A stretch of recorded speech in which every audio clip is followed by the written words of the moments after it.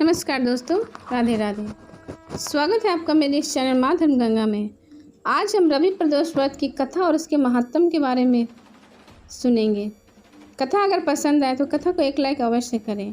एक समय सर्व प्राणियों की हितार्थ परम पावन भागीरथ के तट पर ऋषि समाज द्वारा विशाल गोष्ठी का आयोजन किया गया। विद्वानों ऋषियों की एकत्रित सभा में व्यास जी के परम शिष्य पूर्णातवेत्ता सूत जी महाराज हरि कीर्तन करते हुए पधारे।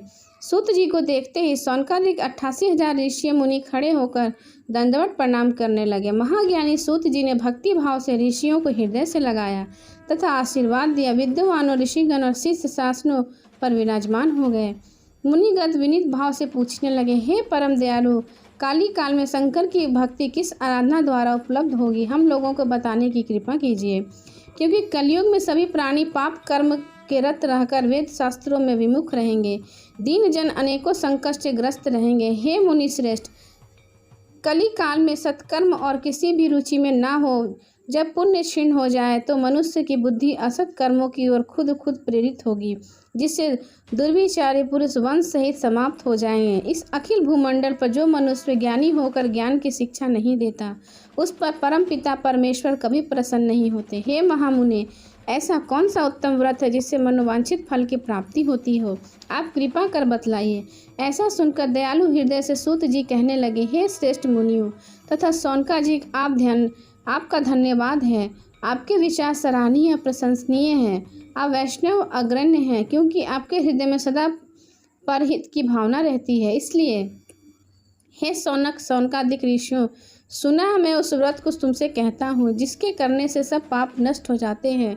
बुद्धि कारक, दुख विनाशक, सुख प्राप्त करने वाला, संतान देने वाला, मनोवांछित फल प्राप्त कराने वाला यह व्रत तुमको सुनाता हूँ, जो किसी समय भगवान शंकर ने सती को सुनाया था और उनके प्राप्त यह परम श्रेष्ठ उपदेश जो पूज्य गुरु जी ने मुझे सुनाया, जिसको आपको समय पाकर शुभ बोला, मैं सुनाता हूँ। बोलो उमापति शंकर भगवान की जय।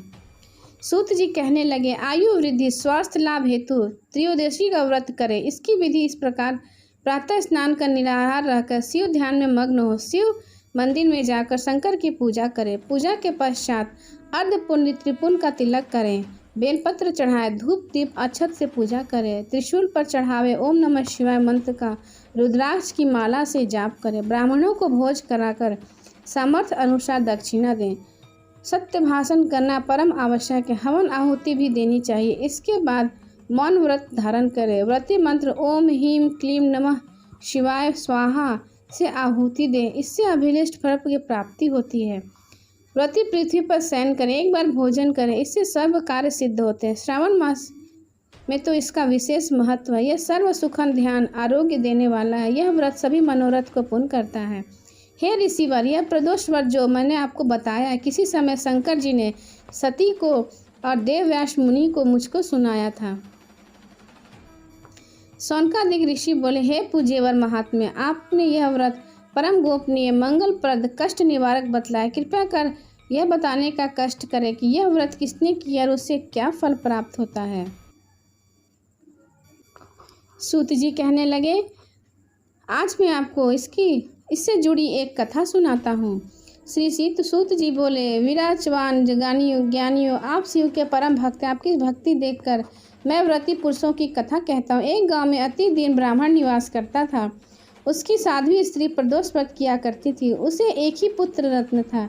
एक समय वह पुत्र गंगा स्नान के लिए गया। दुर्भाग्यवश मार्ग में चोरों ने उसे घेर लिया और वह कहने लगे कि हम तुम्हें मार देंगे, नहीं तुम अपने पिता के गुप्त धन के बारे में हमें बतला दो।